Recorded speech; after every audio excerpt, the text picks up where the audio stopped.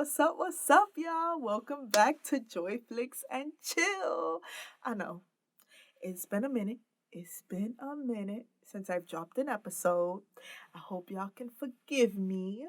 It's been a minute, but I'm back and I'm ready. And I hope y'all ready for this episode that I'm about to drop today because some gems are going to be in this episode, some awesome information that we all can apply in life, in everyday life, right? So, before we continue, make sure you hit that notification bell, make sure you hit that subscribe button so you could just keep up with me. Keep up with me when I drop a new episode so you can be notified. We want to make sure that you get that video, right? That you watch this information. Alrighty, so I know y'all like joy. Get to it. So, if you haven't watched episode 1, 2, 3, and 4, I need you to pause. Pause this episode because we're already on episode 5. 5. Can you believe it? Episode 5. How awesome is that? So if you haven't watched the previous episodes, just go check them out. Awesome information. So I just want to say thank you for joining me today. And make sure that you're comfortable. Relax, grab your tea, grab your water, grab your hand, whatever it is that you need to sit back, relax, and enjoy with me today. So, today is an interesting topic, one that has affected me as a person of color, and one that I am sure has affected many people of color in the world. For sure, I can only speak on my personal experience, and that's what I do. That's what I always do. So to get started, today's conversation is going to pause. I just got to remind y'all, for the individuals that probably skipped episode 1, 2, 3, 4, how I do my podcast here, everything is raw. It's unedited. It's not scripted. This is pure. Everything that's coming out of me is based on my personal experience, my professional knowledge, and I'm just coming here and being transparent and just sharing, experiences and information and personality. So I just wanted to say that for everyone that's here. So to continue, today's information and content is going to be on what's called microaggressions. Yes. Again, microaggressions. So I brought some definitions because I wanted to give y'all the real definitions, not just my definitions. So I wrote them down so that everyone can understand everything that I'm going to be talking about, with the correct definition before moving forward. So microaggressions, they're broken down into 3 classifications. So the first one is going to be a micro assault. Okay. And what a micro assault is when a person intentionally behaves in a discriminatory way while not intending to be offensive. So an example of a micro assault is when someone's telling a racist joke, and then they tell the racist joke, and then they say, relax, it's just a joke, right? So that's an example of a micro assault, okay?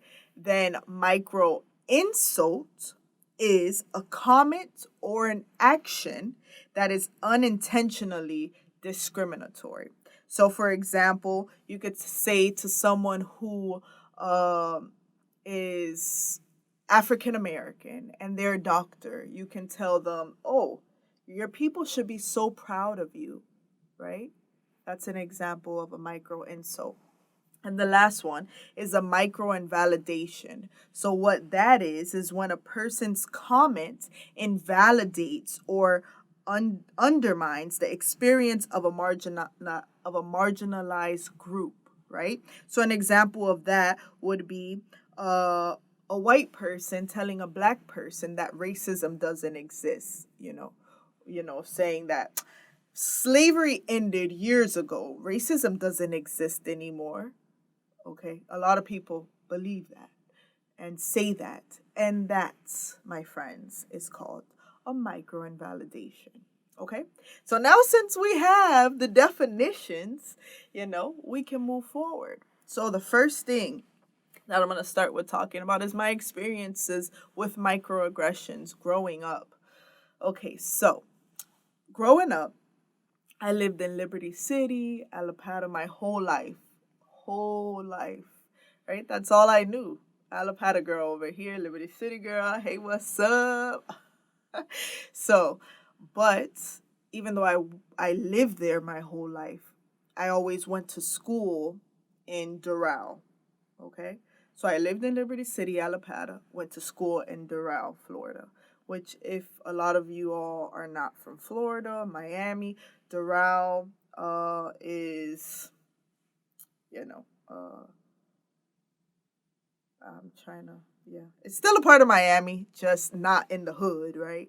It's I guess, what could we call that area?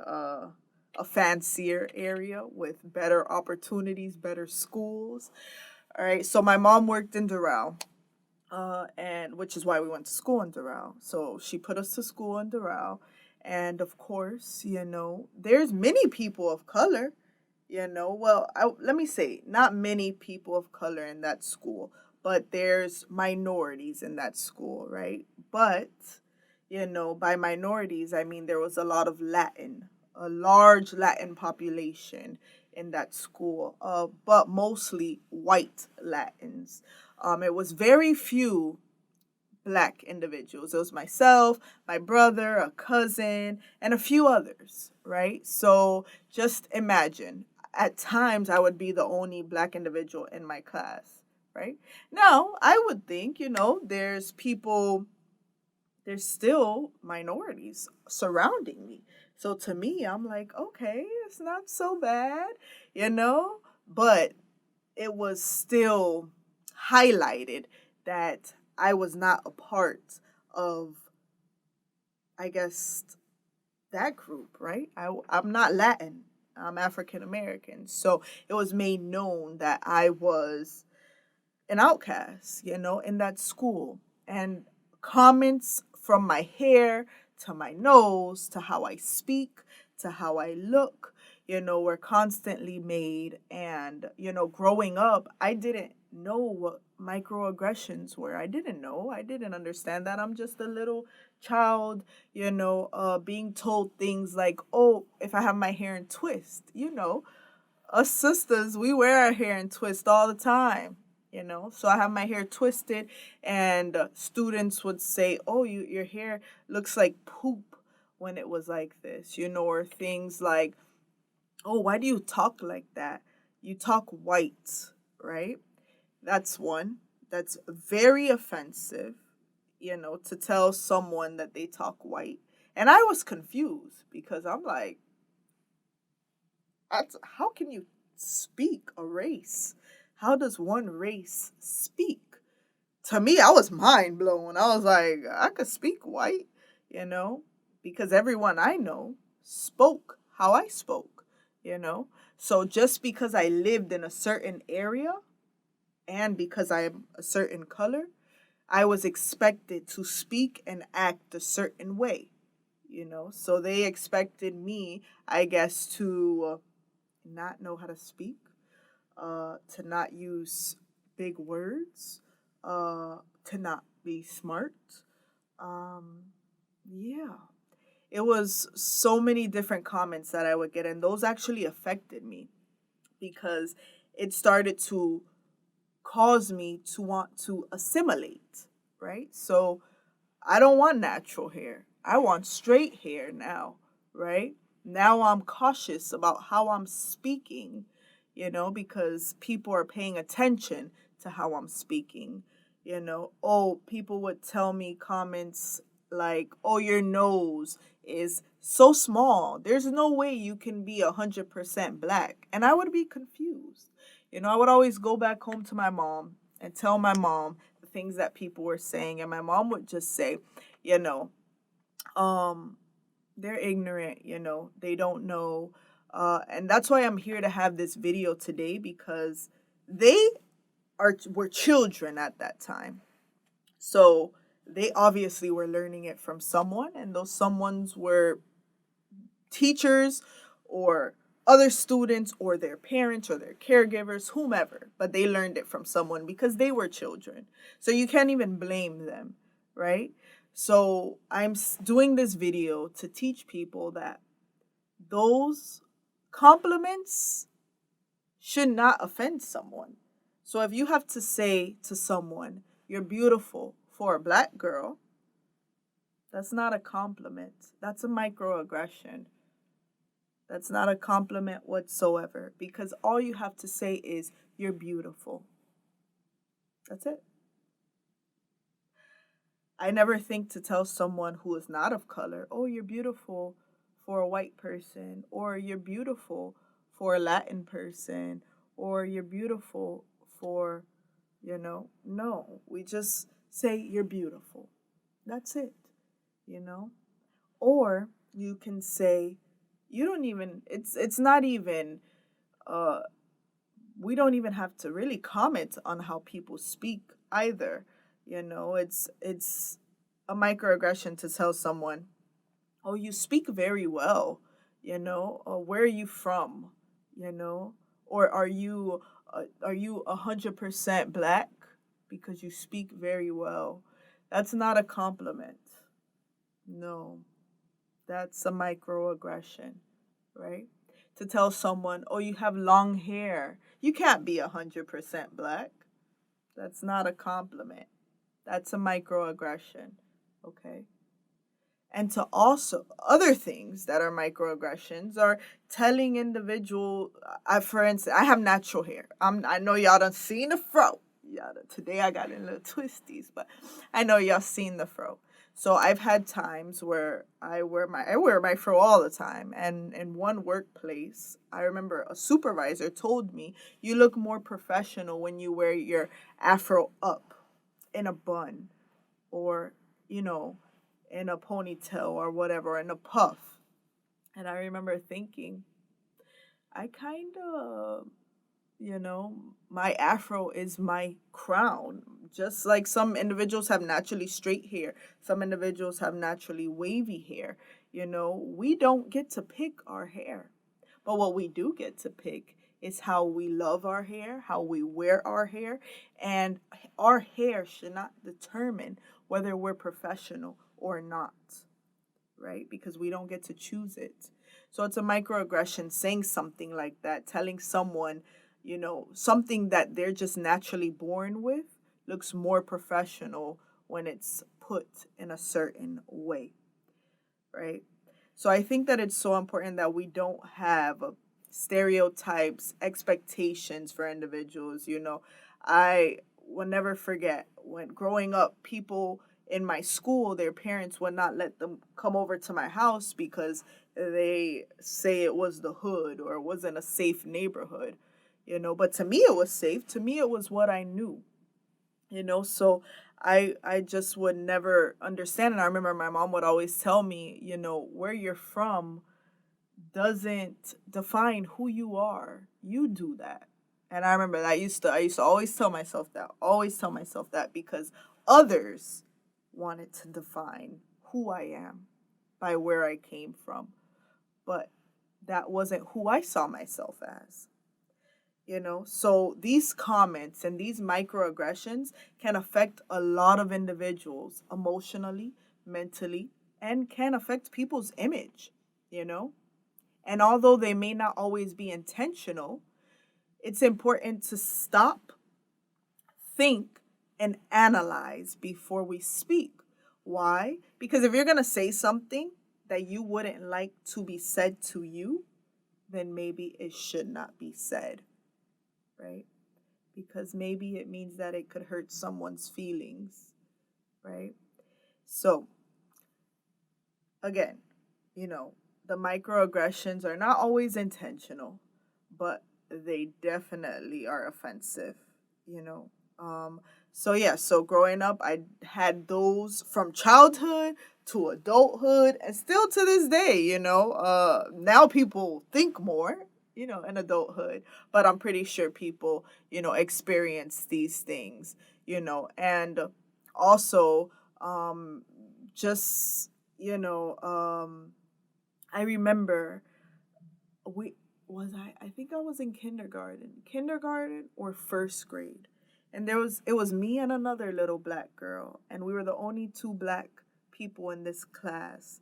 And I remember that we were sitting down, and she started picking at her leg, like picking at her knee, and I looked, and it was like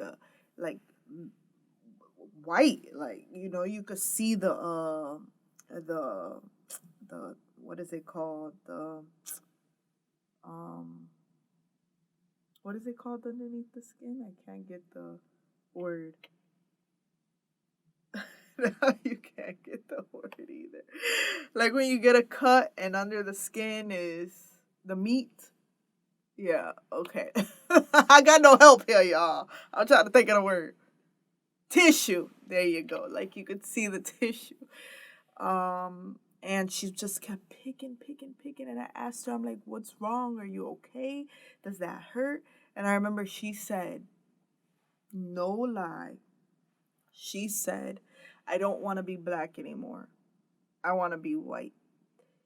And I never will forget that because that was the first time I ever heard someone say that. And that stuck with me to this day. That was a long time ago, you know? And I remember going home and telling my mom, and my mom had to explain to me. Imagine, I'm in kindergarten or first grade. I was no older than that. Now imagine my mom having to sit a kindergarten or first grader down and have the talk that most people of color, most black parents have to have with their child, about a racist society, about a society that's going to often judge us, about how that judgment can cause us to not be happy with who we are as individuals. And I don't know, if you know who you are. If you just somehow cross this video and you see me and you remember me from class, I hope, that this day you know that you're beautiful and that you love yourself in every way, you know, and that you know that you do not have to assimilate to a world that makes you at times feel unwanted. And that's for everyone, because that hurt thinking now as an adult for what that child was going through must have been painful to not want to be in your skin as a 5, 6 year old. Wow. You know, that's what racism, that's what discrimination, that's what microaggressions do, to you. And in that school, too, it was not just the students, it was teachers. There was countless times that my parents had to go out to the school and advocate on my behalf because I was not getting the opportunities that I should have been getting as a student there. And I used to be upset. I used to be very upset at my parents for putting me in a school like that where I was the minority. More than not, I would be the only African American in my class. Maybe there would be another African American in my class. And I remember being so upset at my parents, like, why would they put me through this? Why would I have to come to a school like this? But, you know, now as an adult, I look back and, my parents went to school in a time, during a time where integration happened. Like, that's when they were already in school, when integration happened. So they wanted better opportunities for me and for my brother, better opportunities for us, better education, So I see why they did it. Was it hard to experience? For sure. And I'm saying these things because a lot of times microaggressions are just so embedded that it just continues from, cycle and generation to generation passed down. But now you can ask yourself, am I guilty of these? Am I guilty of saying some of these things? It's okay. If you are, it's okay. And it's okay to take accountability and say, wow, I am saying some of these things. And I didn't know that it wasn't right to say. But now I know. And now I'm not going to say it anymore. Right? So it's just knowing the effects of racism, of discrimination, and of microaggressions, how they can really impact. That story that I just told of the little girl is a true story. And there was many other stories. Another story that I experienced in like 5th grade, a student lied on me and said that I said a word that I did not say, and I almost got expelled for it. They immediately believed the student. I had never been in trouble before. They immediately believed the student and blamed me, and literally were trying to expel me out of the school. And then comes to find out, the student at the end came out and said the truth. So they were so quick to believe the black student was guilty of saying something because I guess, hey, she's black. She probably says those things, you know. So also, teachers and, administration all have to do better as well, you know, to believe students, and not have stereotypes either. Leave your biases separate, you know, because if I didn't have the few teachers that I had or the counselor that I had in high school, who knows how I could have turned out, because there was a lot of different situations that I could talk about. Like one time I got called out for wearing a jacket that it was like cold outside, and that was the only blue jacket I had that I could wear. And it was a little light blue, and they were trying to give me a detention for that when other kids were wearing different jackets around the same color that I was wearing that was not with the school logo. And my mom had to come to the school and was like, if she's getting in trouble, everyone in this school that has a similar jacket to her has to get in trouble, you know?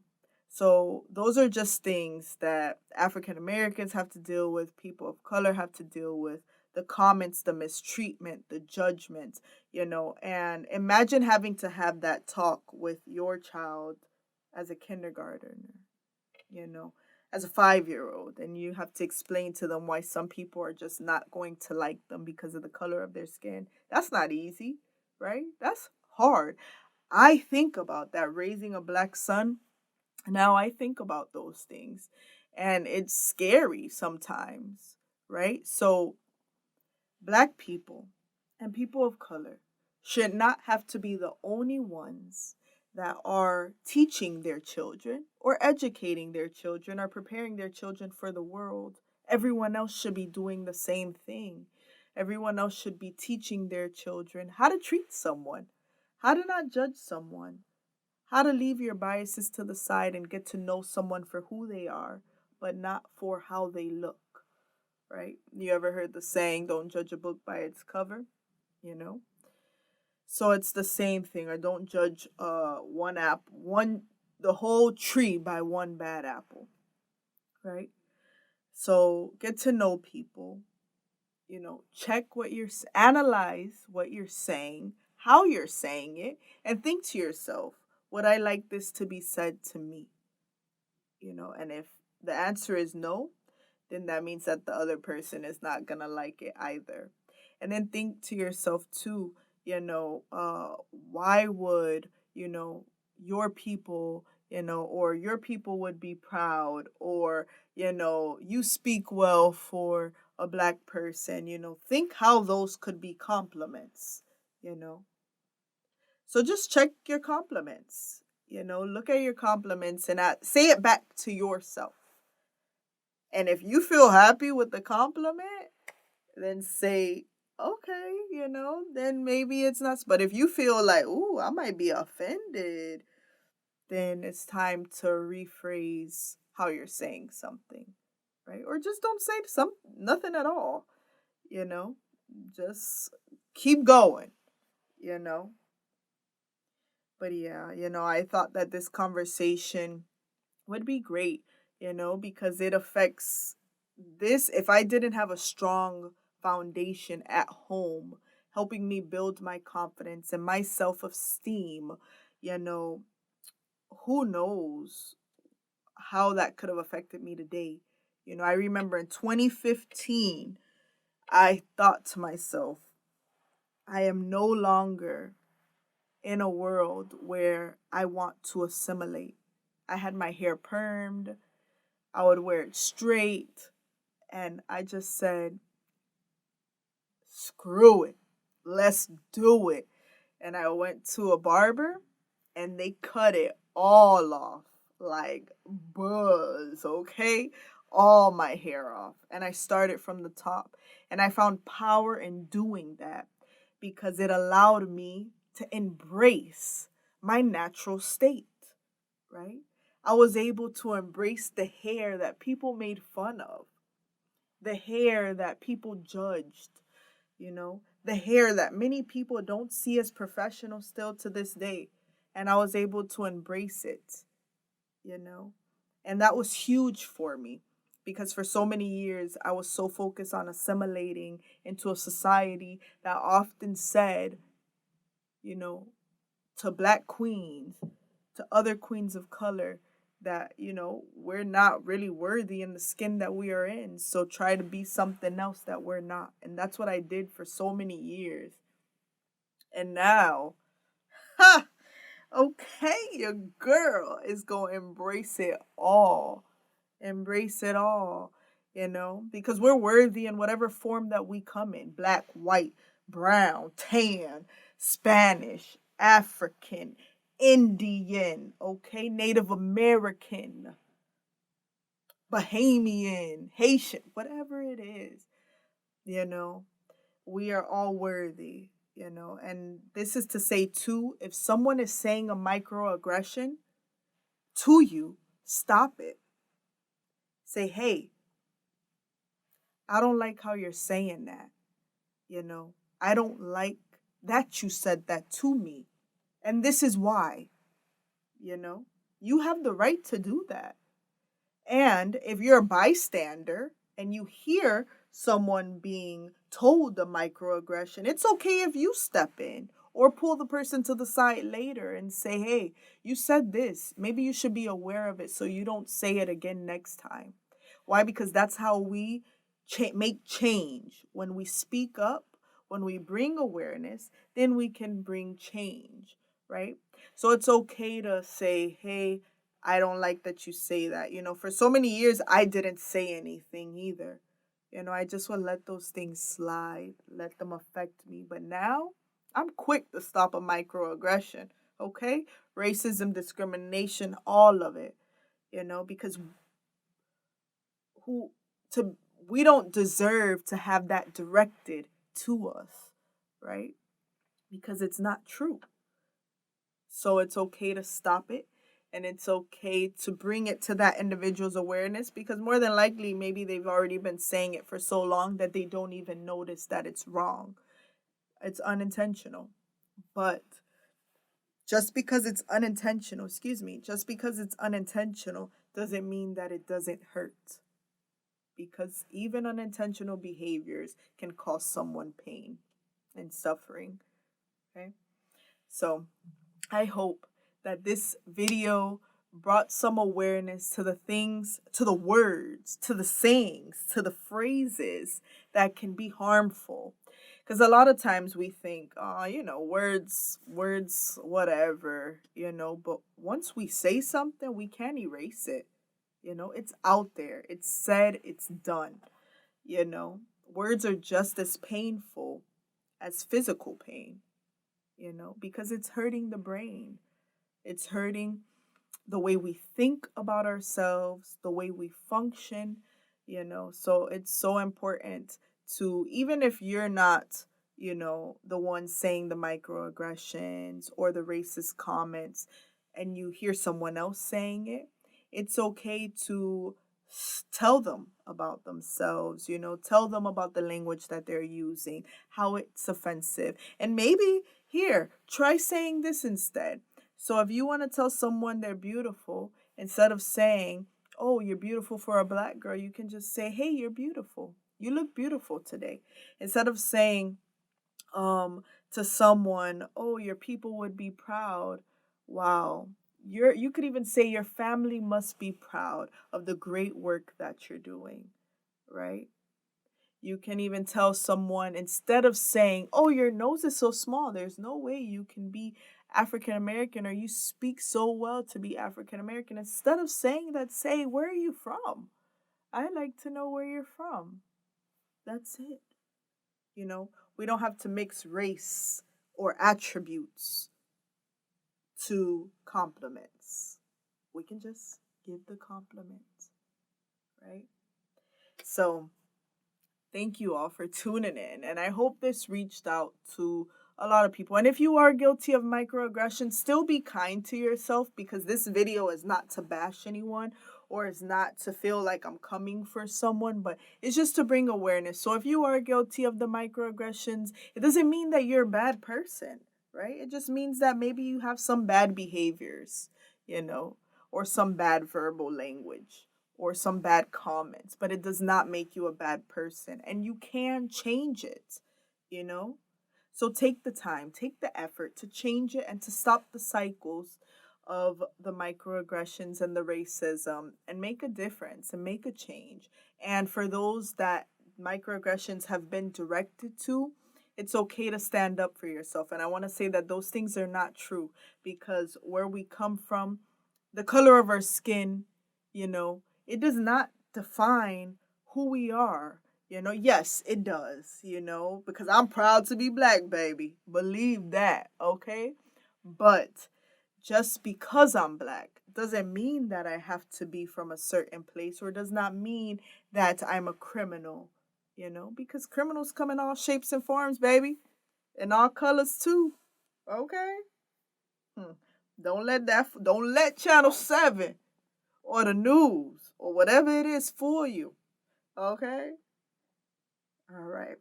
So I hope you all enjoyed this video, and I hope you move forward in making a change and making a difference, and having this new awareness if you didn't have it before.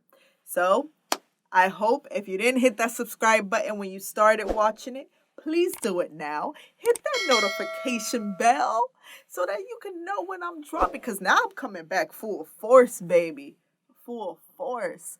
So I hope you're already done with that wine, that henny hen, that water, that tea, whatever it was that you were drinking while you were chilling with me. And I hope you had a good time. And I hope to see you next time. Alrighty. So thank you again for joining me, and I hope to see you soon.